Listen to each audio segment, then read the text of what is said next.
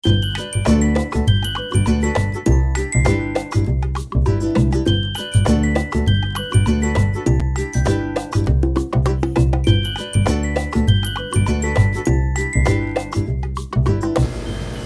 Plant Kids! Welcome to another episode at nandito naman po tayo. Actually, ito ay supposedly last week of March na video ko. Hindi pa siya last day. Nasa last week pa lang po tayo ng March. So kasama pa po siya sa ating birthday month, no? So unfortunately, as I promised na hindi na ako last na yung plant haul ko last time, nakapag-plant haul one last time. Ito na nga. So, kasi yung tatlo dito sa na-mine ko, 5 lang. Tatlo dito sa na-mine ko. Meron na ako dati, lusaw, natuyot, ganon. Ganon ang mga sisting ng 5 yan. Tatlo dyan doon sa 5. Okay? So kaya napamine tayo. Tapos mura lang.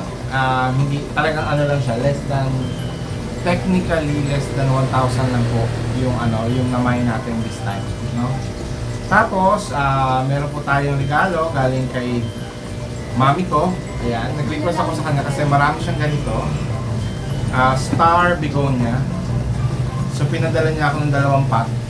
We will see kung mabubuhay natin, hopefully, mabuhay natin. Hindi ko na muna gagalawin yung lupa. I will let it be. And then, lalagay lang natin sa garden. Okay? So, samahan niyo ako sa pag-identify ng ating mga bagong plants at pag-repot natin. Let's go! Exit high. Well, I wave high. Okay, so ano ba yung mga umulit sa atin? Ito, number 1 na ito, si paper spine. Yan, na-cut nga siya yun. Nagkaroon siya ng cutting. Supposedly, ganyang kataas yan. Naputol, ayan. So, iriripat na lang natin sila mamaya. Okay? Paper spine, ang una natin plant.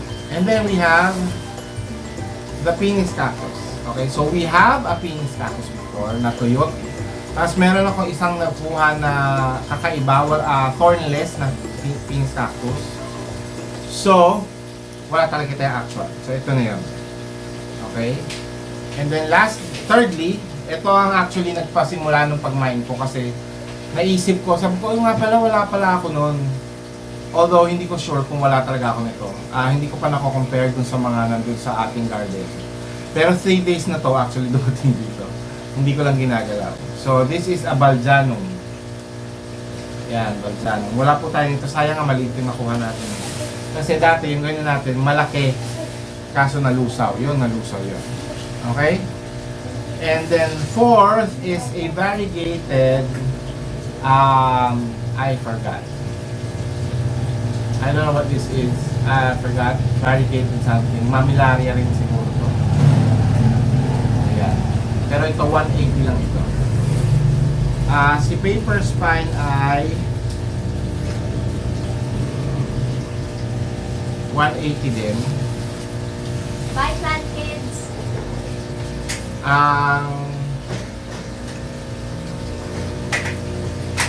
Alam ko ang Penis cactus, less than 200, pero hindi ko alam. And then si Baljanum 160 lang. And then this one, feeling ko siya, yellow na bruha, pero hindi pa alam, hindi pa sure. Okay. Yan. Pero fish hook pa-fish hook yung kanyang yung kanyang spine. So anytime dumikit yan, talagang didikit siya. Okay?